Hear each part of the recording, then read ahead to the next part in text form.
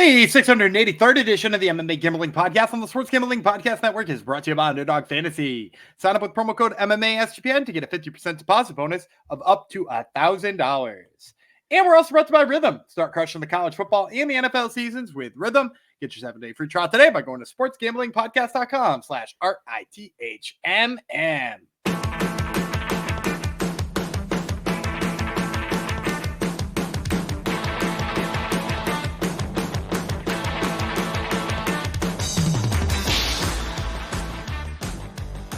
Howdy ho, DeGenerinos. Welcome to episode 683 of the MMA Gambling Podcast and the Sports Gambling Podcast Network, dedicated to all natural 24/7, I guess that would be all natural 24/7. One of our friends from the Discord who wants to bet, I think all his life savings on Huggy Bear, which is Brian Battle. Yeah, wait a minute. Brian Battle? No, no, Huggy Bear. That's right. Pooh Bear, not Huggy Pooh Bear. Right, Huggy Bear. Anyhow, he wants to bet the farm on Huggy Bear, which is fine. Even though I went against Huggy Bear last episode, I love Huggy Bear as well. So go ahead. You're one of us. So this goes out to you all natural 247. I was thinking of Pooh Bear, Brian Battle, but no, Huggy Bear. Who would I be? I'd be handsome Jeff Fox, aka the hilarious Taco Fox. And this is part 2 of our UFC 308 breakdown. Yesterday, Gumby, Vreeland, and myself went through the prelims, had a couple of disagreements. Gumby can't be perfect. That's just the way it goes. But today, we'll see if we're back on track for the main card, the pay-per-view portion.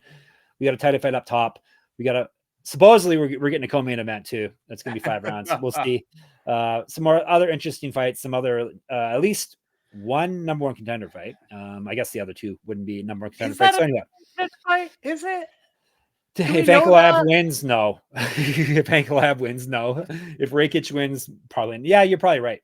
That would be Gumby. Everyone say how to Gumby. I thought you were talking about Whittaker Khamzat for the record. Oh, yeah, that one too. I'm also not sure that that's a number 1 contender. Depends who wins, yes. If the guys with the EV at the end of their names win. No, I think the UFC likes Khamzat. Yeah, it's true. They don't like because they keep rolling him out for these kind of fights. Yeah. Like despite the fact that he's dying, and he's only fighting because the dictator is making him fight. Yeah. I on my other show, Top Turtle MMA Podcast this week, I asked for the percentage odds you would give on him actually making it to the cage. Oh yes, and my coach gave me 65%. Yeah, at this point, I saw him in an interview. Okay, he looks like he got hair plugs. I don't know that killed Paulo Costa's career though. That's when Paulo Costa did all right for Damon Jackson, didn't it? Yeah, I guess so. I hated him for it though. He's a traitor. Even though I wasn't. I'm not as bald as he was. You need more bald fighters. Exactly. Maybe when I get as bald as he was, maybe I will consider hair plugs. So he made it through to an interview. That's good. I hear he's like bulked up, which could be good. It could also mean he can't do cardio and he's doing weights. His cardio already sucked, man. Yeah. Yeah, we're previewing that fight already. Yeah, interesting. Hopefully he makes the fight. I have no ill will against the man, and he is fun to watch, and maybe he's fun to pick against. We'll have to wait and see. So this is the pay-per-view portion. If you missed yesterday's episode, you're a fool. Go back and listen to it, and then or watch it, and then hit up this one. This is the main card and our fancy plays, UFC 308. Before we get to all of that, I'm going to remind you, whether you listen to us on Spotify or not, if you can help us out, head over to Spotify, give us a 5-star rating. It takes like maybe 10 seconds tops. That helps out greatly. You don't have to put comments or anything, just 5-star rating, and that helps us basically show up in more people's feeds, helps us in the algorithm, as the kids like to say, and it also helps us prevent corporate gambling from taking over. So thank you in advance for that. And let's get to Abu Dhabi, Dubai, United Arab Emirates. Virtually. We're not really going there. We don't have the budget to go over there. This is Saturday, not Saturday night. Oh, no. 10 a.m. is the early prelim start time, Eastern. So what time are we talking for this? 1? 2 p.m. 2 p.m. Okay. is the main card. Yeah, because there's 8 prelim fights. There was going to be 9, though, at one point, right? Because one of the Magomedovs was going to fight. So, yeah, we got an 8-fight prelims. Today is all about the main card. It's breaker down. It's Abu Dhabi, as I said, Etihad Arena. And we're starting things off with another, not an EV, an OV fighter that UFC seems to be putting a lot of resources behind. That would be Shara Magomedov. He is from Russia. Armen Petrosyan. He is not from Russia. Similar flag, kind of. He's from Armenia.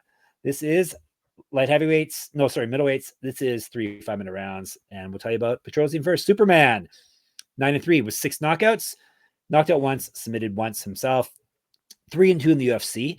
2-1 over his last 3. He did lose via submission his last fight. Used to fight at middleweight. Actually, this is middleweight. Used to fight at light heavyweight. I would have meant to put down there. 1 low on Contender Series. He's a Muay Thai world champion. He's got an inch of height over Magomedov. Better grappling stats than Magomedov. Now the guy grapples really low.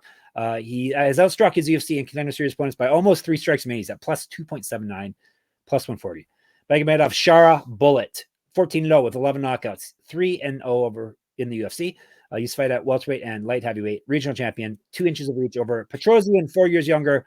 More active landing strikes. He's outstruck his UFC opponents by 3.16 strikes per minute. Minus 155. I'm kicking things off with a dog, Gumby. It's going to be striking battle. Oh, yeah. Oh. Magomedov is highly overrated, in my opinion, at least at this point. He hasn't proven much against any fighters. He's fighting a much more skilled striker, a well-decorated Muay Thai striker. And yeah, like I said, Petrosyan has actually proved himself against the higher level of competition than Magomedov. So, and I think cardio-wise, he's probably got better cardio to it. Hasn't Magomedov looked rough as fights go on? Yeah. Yeah, I mean, he's looked rough in just about every fight. Yeah. The thing for me that makes me like Petrosyan here is it's twofold. First of all, Magomedov's defense, whether it's grappling or striking, lacks, right? Like, he's a wild man. That's what people like about watching him. Yeah. That's why he's fun to watch. Not us. When you're up against a technical striker like Petrosyan, you sort of worry about that. Like, will he be able to goad Petrosyan into being wild and getting caught and all those kinds of things? I don't think he will. And then on top of that, you know, like, Petrosyan's maybe his biggest problem is sometimes he doesn't have enough output. In this fight, if he gets goaded a little bit into striking more, that's only going to help his output numbers. And, you know, like you mentioned, neither guy particularly likes to grapple very much. If somebody does, it's probably Petrosyan. Yeah. And like, he'll have that advantage. So we got a guy who's like a better technical striker who actually plays defense. His biggest weakness might be assuaged by the fact that Shara Bullet comes after him, and then might possibly be able to wrestle in there too. Yeah. Give me Armen Petrosyan here. Plus 140. That's a steal. All right. Shout out Ryan H, because we got an Armenian on our roster. Oh, that's right. Ryan H. Ryan H has got to get back in. He hasn't been in the Discord for a while, has he? He's been absent, but I know he's listening. Yeah. We know he's listening. We know an Armenian fighter this weekend. He's definitely exactly. You're listening for sure. You probably got his mom listening too. All right, featherweight bout next. Lerone Murphy from England. Dan Ige from the United States of America. 3 5-minute rounds, 145. Tell you about 50K. Dan Ige. Love the nickname. The Danimal. Dan Ige is he was the Danimal. Yes, he should forever will be the Danimal. We don't let people get rid of their nicknames, just like the aforementioned Brian Battle. We're still calling him Pooh Bear. All right, Ige 18-8, 6 knockouts, 5 submissions, never been finished in a fight. 10-7 in the UFC, lost over his last 3, 3-2 over his last 5. 2014 pro MMA debut. Has outstruck his opponents in the UFC by 0.19 strikes per minute, plus 220. Lerone Murphy. I'm seeing different nicknames are popping up now for some of these guys on Wikipedia. The Miracle and the Iceman. Do you know? He's always been the Miracle. Yeah, I knew the Miracle. I've never heard Iceman. Yeah. 14-0-1 with 7 knockouts, 6-0-1 in the UFC. He's won 6 straight. Regional champ. Used to fight at lightweight. 2 inches height, 2 inches of reach over Ige. Better striking stats, more active landing strikes, better grappling stats. He's outstruck his opponents by 2.41 strikes per minute. Minus 260. I like Lerone Murphy here. I'm a Dan Ige guy, and obviously he earned a lot of goodwill in that fight with Diego Lopez. But like, I don't know, like Murphy, who I've written off a bunch of times and picked against a bunch of times. Like, the thing is he is good at like beating you up on the feet, and he is good at like maintaining range, and he is good at keeping the grappling off. And like, trying to figure out where Dan Ige fits into all that is just like hard for me. Like, is he going to out cardio him? I don't think so. You know, like I just don't. I don't have a good, clear path to victory for Dan Ige here. Usually I can like say like, oh, you know, he does wrestle a little bit and it's kind of underrated. Or, you know, I can point to, you know, something on the feet that he does weird that Dan Ige could catch him with. I just don't see, like, Lerone Murphy's technical enough that he's like the type of guy who winds up beating Dan Ige. Dan Ige loses to the guy who, like, you know, doesn't make mistakes and stays composed on the feet and shuts down takedowns. So, like, yeah, I'll take Lerone Murphy here. Yes, I'm glad. I was thinking you may go Ige, but yeah, Murphy. Yeah, he has a good will, and then like, here you go, we're gonna give you undefeated. Well, and it's supposed to be a favor to him, right? Am I wrong about that? Like, he's getting a favor here because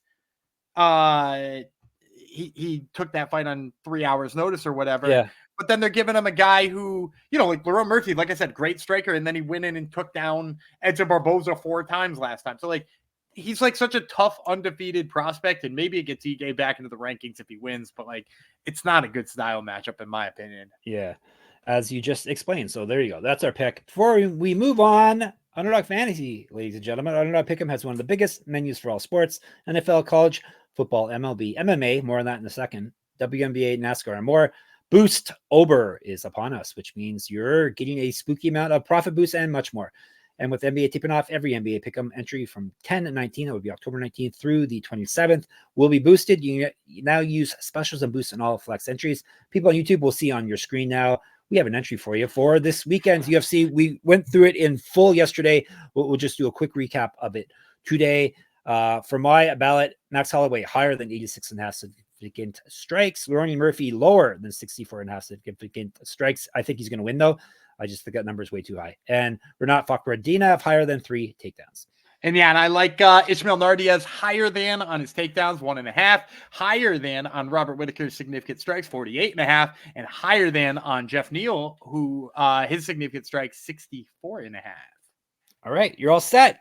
So sign up with our code MMASGPN to claim your special pick and first time deposit offer up to $1,000 in bonus cash. That's UnderdogFantasy.com, promo code MMASGPN. Use our entries. Use both our entries. Put them together. Do them separately. Whatever you want. All right. Third from the top is Magomed Ankalaev from Russia. Aleksandar Rakić, not from Russia. He's from one of the Baltic. Serbia is where he's from, actually. 3 5-minute rounds if they need it at 205. Can tell you about Rakić. Excuse me. Rakić. 14-4, 9 knockouts, 1 submission. He's been knocked out twice, submitted once. 6-3 in the UFC. He's lost 2 straight before that. He went 2-3 over his last 5. Both of his past 2 losses via TKO. One of them was a TKO injury. One of them, last one, was a legit TKO. Has not won a fight since March 2021. 2011 pro MMA debut. An inch height, 3 inches reach over Ankalaev. More active landing strikes. He's been outstruck. He has outstruck his opponents by 1.46 strikes per minute. Plus 300. So big dog here. Ankalaev, 18-1-1 with 1 no contest, 10 knockouts. He's been submitted once. 10-1-1 with 1 no contest in the UFC. 1-1-1 over his last 3. Won his last fight via KO. Regional champion, 2014 pro MMA debut. An amateur world champion, a Sambo world champion. Better striking stats, better grappling stats than Rakić. Has outstruck his opponents by 1.39 strikes per minute. In the UFC, he's at minus. I wish it was plus. Minus 350. I wish it was minus because I'm taking him, despite him not being the most exciting of fighters in the UFC, hating his guts. I can't really put any faith in Rakić at this point. He hasn't been the same fighter since having to take all that time off with the injury. He wasn't up. He was rocketing up the rankings for a while there, but I think those days are in the rear view. So give me the all around good fighter in Ankalaev. Yeah. Also, he's Austrian, right? Like you said, Serbian. He's definitely Austrian. Is he? There's an Austrian flag everywhere. Oh, like, really? He might be training in Serbia, but I'm almost positive he's Austrian. Is he like the Austrian Wonder Boy who's got a different place? Yes, he's he fights also out of Vienna, Austria, and he's born in Austria, but his flag is Serbia, which is interesting, isn't it? Yeah, that's I the intern's on it. Go ahead. Capology is messing with you. I'm gonna pick Ankalaev here. I'm not sure I'm getting down on him at -650 or 350 though. Is this a lean, Gumby? It's not a lean. It's a pick. I'm taking Ankalaev. I'm just telling you, I'm perhaps, no leans here. I'm just saying perhaps there's better places to spend your -350. I'm not backing the Brinks truck up for Magomed Ankalaev because there are picks I'm more excited about. He won't be my lock of the week. I just don't look. I think he fights in a style where he should be able to knock out Rakić. But I could also see him going out there and shooting too many takedowns. I could see him going out there and trying to be too exciting because the UFC seems to hate his guts for how boring he is. And you see it on the Contender Series all the time. The better fighter doesn't always win those fights because they're trying to fight outside of themselves and outside of what they normally do. I hope he doesn't do that. I hope he goes in there and fights the style he should fight so that we can get that fight with Alex Pereira. But at the end of the day, I think he gets it done. I think he probably knocks out Rakić, but it will be a lot closer than -350, I think. Yeah, the Contender Series really has laid bare that Dana White is the most casual of casual fans. He wants senseless violence and people, not which we enjoy sometimes. Yeah, we enjoy senseless violence. It seems like we don't because we don't like Shara Bullet and stuff like that. But but we like Trevor Peek. It's true. Well, how can you not? Standing hammer fist. Come on. Why were you guys talking about him in the Discord? One of our buddies in the Discord is from Chattanooga and wanted to talk Trevor Peek and Trish. Okay, good. So I fantasy match made those two this morning. Make sure you hang out in the Discord. Exactly, fantasy man. Match make Trevor Peek on a weekday during your workday. if that's your kink, then that's we got the thing for you. We will scratch that itch. Scratch that itch. I looked up Rocket Rakić. He was born in Vienna. His family is Serbian, but maybe there you go. He has a Serbian name, but yes, he should have an Austrian flag in Tapology. But I just used it to pick all my fights. All my winners are through Tapology. So. All right, just like my co-host, co-main event time. 5-minute rounds. If this fight gets to the cage, Robert Whittaker from Australia, Khamzat Chimaev. That's why I'm questioning will it get to the cage. He is from UAE. He has the UAE flag, Gumby. I guess that is where he moved to, right? He Dubai, was training out of Sweden, born in Russia, and now, the UAE is his training home. Yeah, because for some reason he doesn't fight in the States ever. Weird, eh? Strange. It is weird. 5-minute rounds, 185. To tell you about the Reaper, aka Bobby Knuckles. Bobby Knuckles is the proper nickname. Reaper's fine, but when you have one named Bobby Knuckles, you got to go with that. That would be Robert Whittaker, of course. It'd be funny if it was Chimaev. He's 26-7, 10 knockouts, 5 submissions. Knocked out 3 times, submitted once. 17-5 in the UFC. The former champion.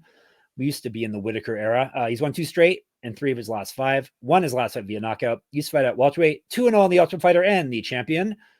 I think that was Tough Smashes, was it not? Is that not what it was called? Yes, I believe you're right. No, yeah, really? I believe you're right. The international seasons I'm less well versed on. Yeah. 2009 regional champion as well. 2009 debut, a wrestling champion, he qualified for the Commonwealth Games, I think, for Australia. So a world level wrestler. He's outstruck his opponents in the UFC by 1.14 strikes per minute. Plus 210. I think he was actually thinking about making an Olympic run too. All right. I left a space under my name because I have a feeling Gumby may be taking someone that I'm taking here. Go ahead. I'm taking Robert Whittaker. Yeah, there it is. I left a space in the spreadsheet because I had a feeling we were both taking him. Yeah, I think. Look, I think it's irresponsible to get in on Chimaev at this. Yeah, you can't trust him, especially you at this price. And let's just talk about strength of schedule. His last fight, he won a majority decision against Kamaru Usman, who took the fight on 4 days' notice, went up a weight class, and it was a majority decision because one judge gave Usman both the second and the third round, which means Chimaev, who wasn't the one fighting on short notice, was not able to keep up the pace on a dude who had 4 days to prepare for the fight. That is the reality of what Khamzat is at this point in time. And maybe what he was forever. I know we joked that after he had COVID, he hasn't been the same, but did he ever show he had amazing cardio ever? I've never seen that he had amazing cardio deep into a fight.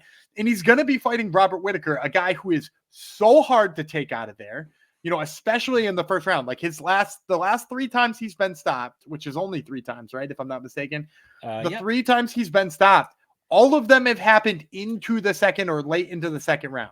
So for me, Whittaker survives that first round with Chimaev. And you mentioned he's got a little bit of a wrestling background. He survives that first round with Chimaev. This dude is going to build momentum over and over and over and over again in the second and third, and if it makes it to the fourth round. I think he is just going to start piling the damage on Chimaev in a way that Chimaev, I don't think, will be able to keep up. I think this is going to look like the Kamaru-Usman fight, where Usman started taking over in the second, definitely won the third, and then the problem here is that Whittaker's better than Usman, and we'll have 2 more rounds to finish the job. So for me, it's Whittaker all day, plus 210, probably not even good enough. He's got more than a little wrestling. He's got a lot of wrestling. Probably, especially when you add in the cardio, I would expect he would win a wrestling battle with Chimaev. No, he is not. Like you said, exactly what I was going to say here. There was question marks about Chimaev before he got sick, and then COVID almost killed him, and it seems like it's done permanent damage to his lungs and cardio capacity. So he can't even make it through a fight camp at this point, it seems. So if he gets to the cage, you really I can't be picking him at -2. Even if he was healthy, I don't know if I would want to take him at -2. Why are we writing out Robert Whittaker? Yeah, Why exactly. Are we talking about Robert Whittaker as if he's not still one of the 3 best middleweights in the world right now? Because I think he is. And his that loss to Dricus doesn't look as funny now, right? No. it's kind of aged, aged a little better. So that's and it's not like Khamzat is going to come out there and knock him out too, right? Like, that's the other thing. I mentioned these guys were all getting him out in the second round. Like Dricus and the Izzy loss and stuff like that. Like all of those happen with like big power punchers on Khamzat takes you down and beats you up cumulatively. Nobody's really beaten Whittaker that way. What's his path to victory really? How does Khamzat win this fight?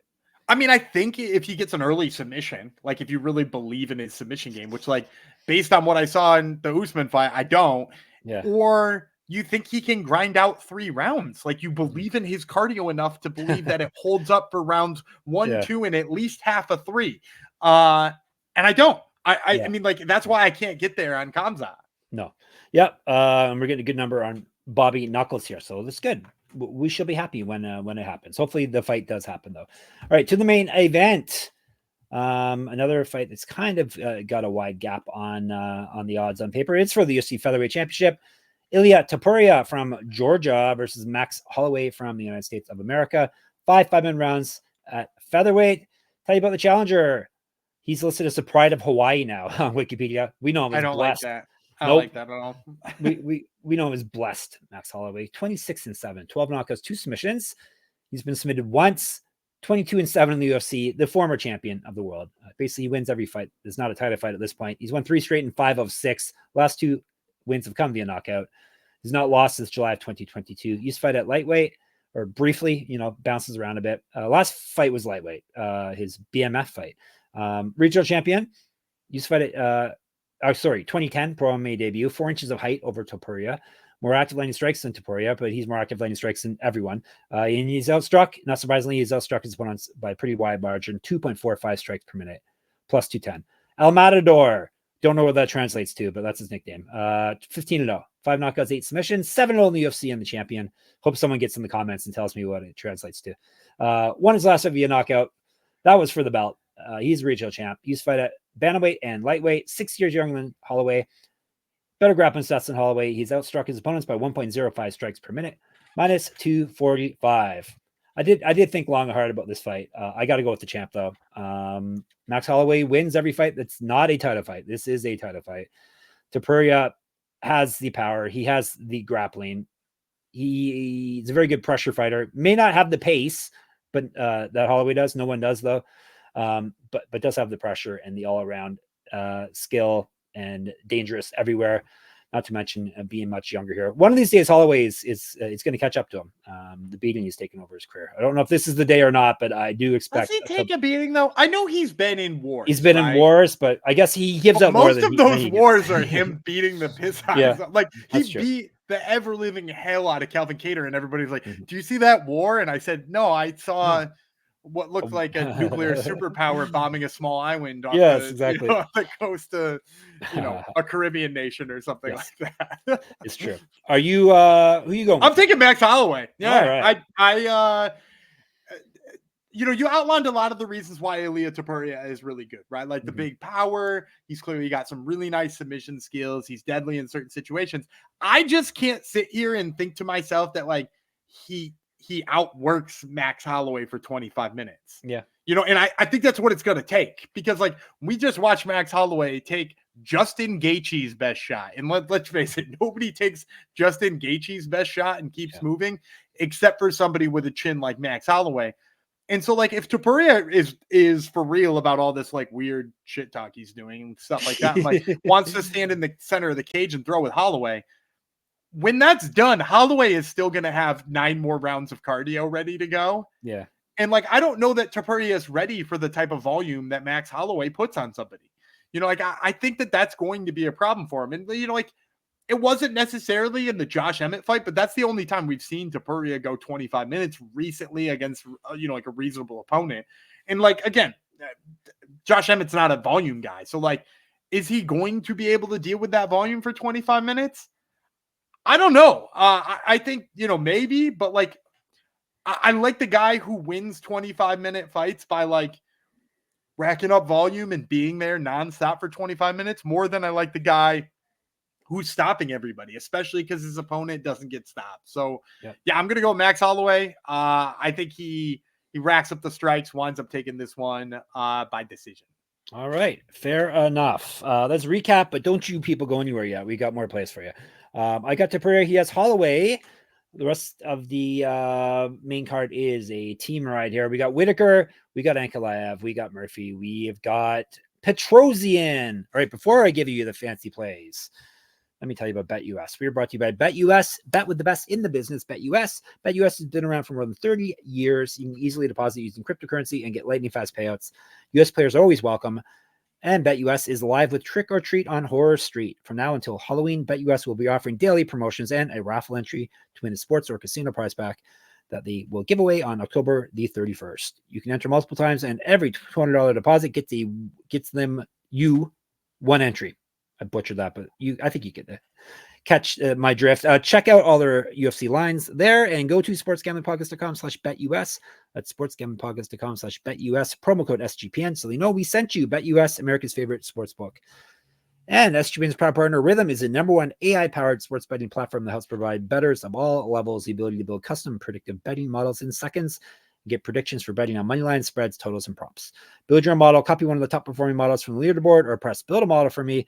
It really gives you predictions for every game and player prop, and also has a myriad of stats, research, and trend analysis to give you even more betting insights. Plus, Rhythm's NBA models are now live. Any Al Horford prop bet on there you should take. Claim your 7-day free trial today by going to sportsgamblingpodcast.com/rhythm. That's sportsgamblingpodcast.com/RTHMM. Notice I have not said my catchphrase. This is not an Al Horford podcast ever, because it is an Al Horford podcast. It is an Al Horford podcast. Shout out Al Horford. Locks, dogs, props, parlays, and leans. We're doing leans too, right? No leans. Locks, not Get leans. We're the Locks, not leans podcast. Your turn? My turn? Whose turn is it? I'll go first. Go. I don't know whose turn it is. Again, I feel like I've gone like not heavy favorites, but solid favorites. Over and over and again here as my lock. But like they're what's hitting and what I really believe in. So I'm gonna do it again. I'm gonna take Radat Fakhretdinov.